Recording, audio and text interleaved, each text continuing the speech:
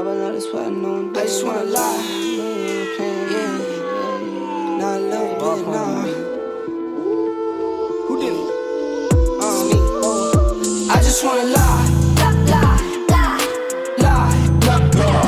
I just wanna lie. I just wanna lie. I just wanna lie. I just wanna lie. Wobble up the spot, no dance, not drunk, cause money in my pants. I just wanna lie. Sip a drink and it got me in a trance. Значит, что я вам сейчас покажу. Как мы установили с правой стороны расширение наше, и с левой стороны осталось родное расширение. Начнем с нашего. Соответственно, входит три элемента. Накладка на задний бампер огромная, где идет люк бензобака. Значит, накладка на крыло и накладка на бампер. Соответственно, чтобы не нужно было привязываться к нашим бамперам, просто кто-то хочет в whitebody, окей, это все есть с клепками. Значит, эти элементы клепки могут быть как в хромированном состоянии, стального цвета, могут быть черными. То есть, как захотите, в принципе, так мы можем для вас и сделать. Вот. Что касательно, значит, расширения. Если обратите внимание на эту часть, то колеса как сильно утоплены. Сейчас там уже стоят проставки 3 сантиметра, но чтобы наше расширение с родными колесами, так скажем, выглядело прилично и они не были утоплены, нужно ставить адаптеры 10 сантиметров. Да, это серьезная проставка.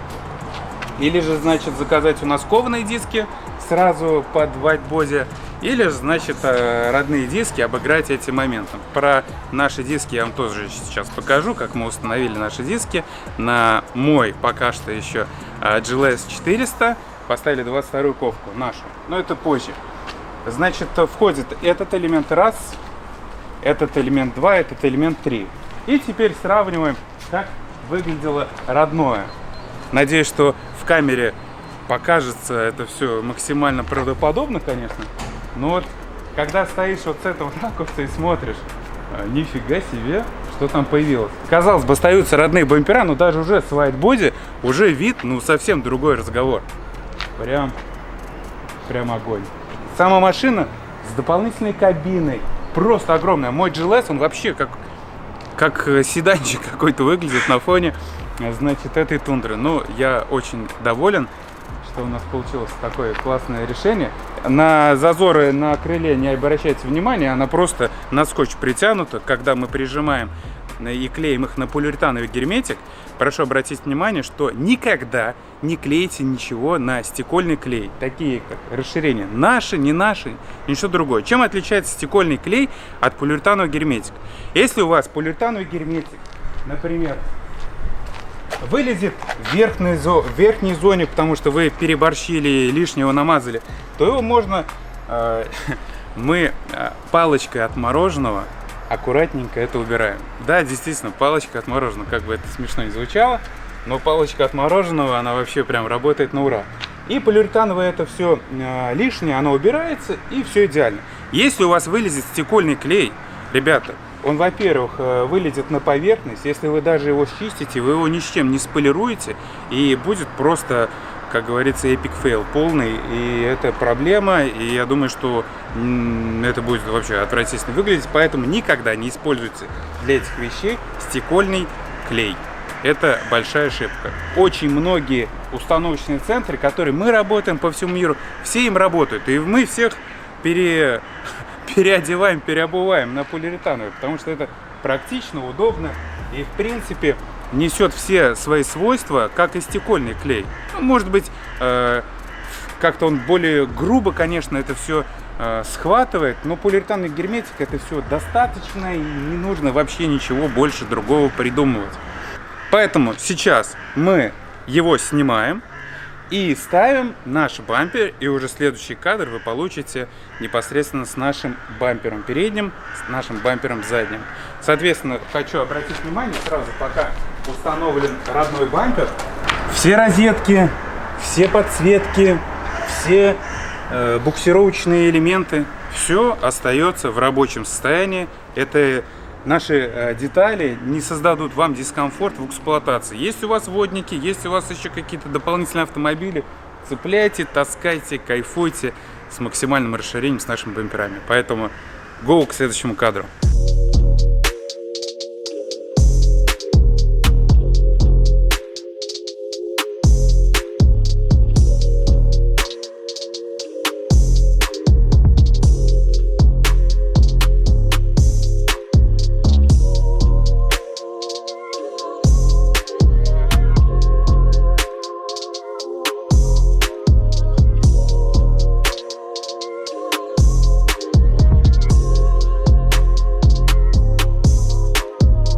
Знаете еще какой момент? Я же вам рассказывал в предыдущих видео, что я решил его продать.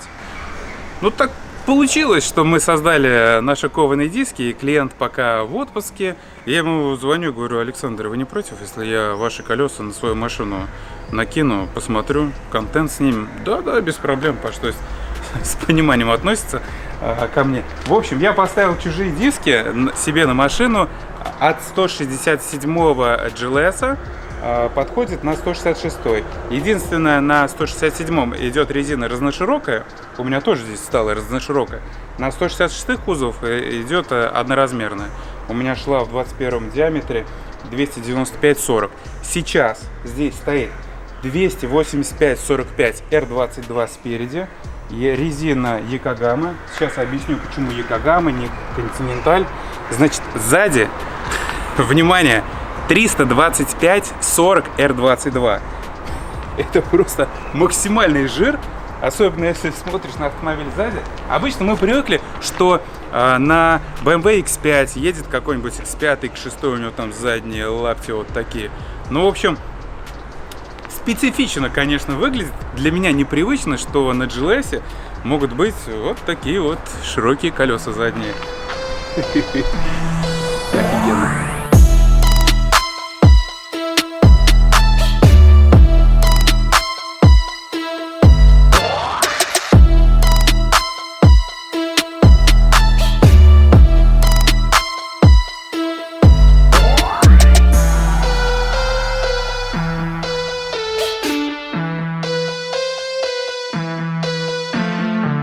В общем, почему резину я поставил именно сюда Якогама? Я этой машиной уже владею 3 года. Каждый год, я не скажу, что я как будто в такси работаю, полностью стирается передняя и задняя резина. У меня был Bridgestone, Continental.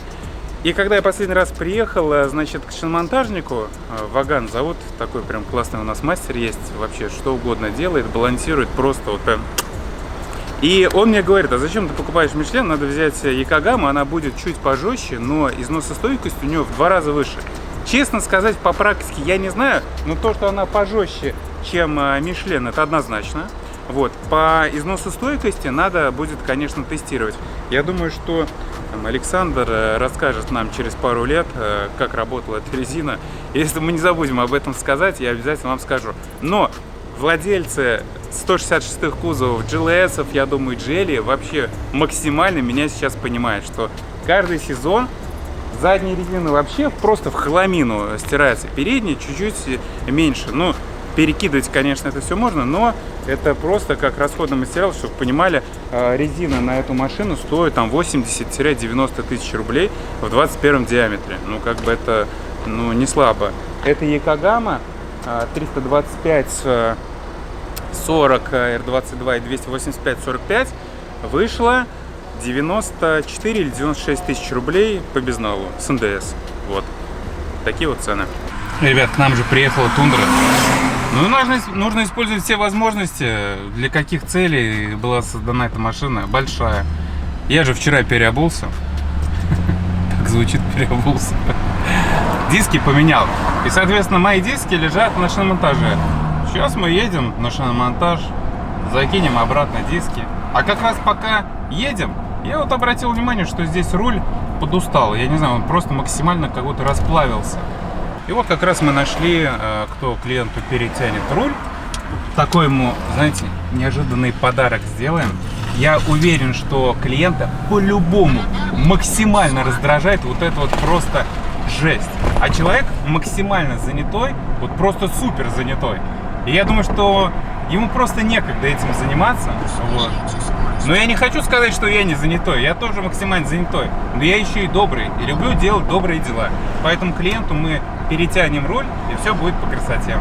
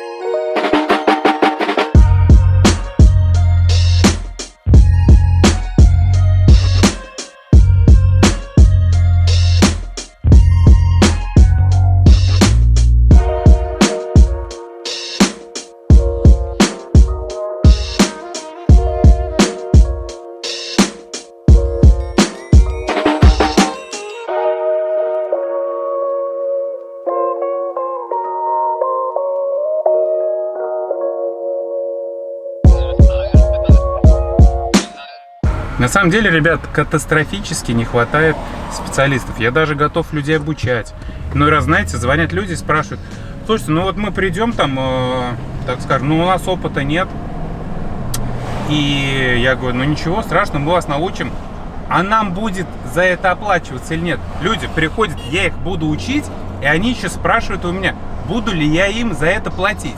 Ну, короче, кадры не можем найти. Нам нужны, начиная с плотников, упаковщиков, ответственных, заканчивая формовщиками, рихтовщиками. Сейчас я вам покажу в следующем кадре. Мы тут немножко расширяемся. У нас там еще есть одно помещение. И я подумал, смысл нам целый крюк такой бегать к нему, а не прорубить бы нам туда тоннель, как мы прорубили вот здесь. А здесь тоже раньше было разное помещение, мы прорубили блоки, и все стало классно. И вот, и сейчас вот здесь вот, это вот, не очень, кстати, нам нарисовали эту картинку, будем как раз все это здесь переделывать сейчас. В общем, раз, два отверстия, вот так вот все это вырезается, и будет туда проход. Сейчас я вам, ну, прям максимально внутреннее видео покажу, как это сейчас там все выглядит. В общем, у нас здесь раньше был склад. Мы хранили мастер-модели. На случай того, если выходит из строя одна матрица, совсем в критическом состоянии, мы берем мастер-модель, которая у нас в идеальном состоянии, с которой до этого снимали матрицу, и снимаем новую матрицу, чтобы, ну, без погрешностей, без усадок и прочих моментов это все было. Все это хранилось здесь.